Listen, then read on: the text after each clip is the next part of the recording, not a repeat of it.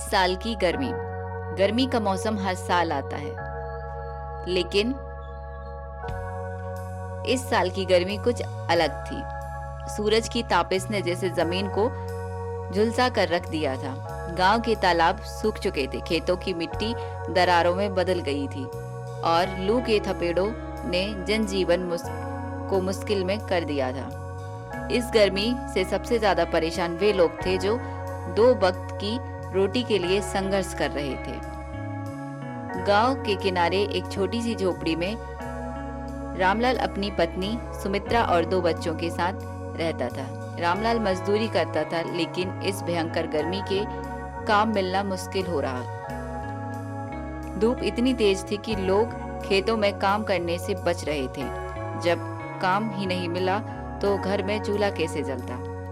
रामलाल सुबह से ही गांव के चौपाल पर बैठा काम की तलाश में था, लेकिन कोई भी उसे मजदूरी देने को तैयार नहीं था। घर लौटते समय उसकी जेब खाली थी, लेकिन दिल भारी था। घर पहुंचते ही उसकी पत्नी सुमित्रा ने पूछा, कुछ काम मिला?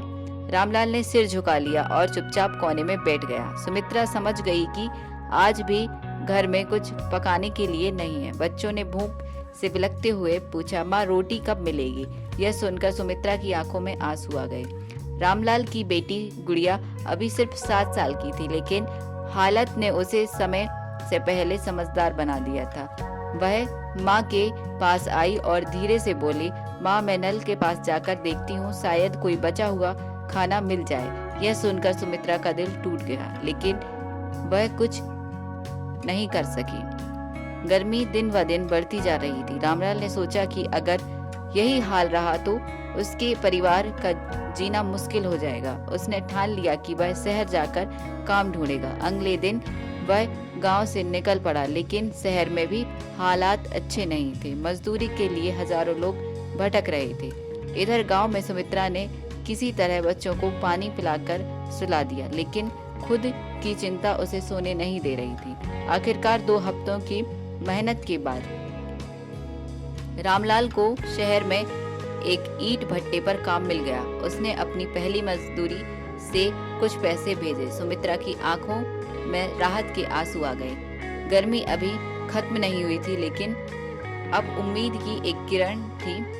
यह साल की सबसे कठिन गर्मी थी, लेकिन रामलाल और उसका परिवार इस संघर्ष से हारने वालों में से नहीं था।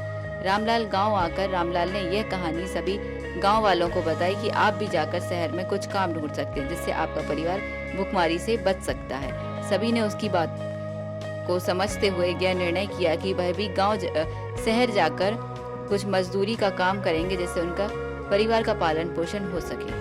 तो फ्रेंड्स, रामलाल की कहानी ये सिखाती है कि हम कुछ भी कर सकते हैं, हमें बस ठानना है, पॉजिटिव थिंक रखनी है और अपने हालात पर हारना नहीं है, उसको मात देकर आगे बढ़ना है। आई होप आप सभी को कहानी पसंद आई होगी। मिलते हैं नेक्स्ट स्टोरी के साथ, नेक्स्ट कहानी के साथ। तब तक के लिए धन्यवाद। Don't forget channel subscribe, bell icon press, family and friend के साथ शेयर कीजिए।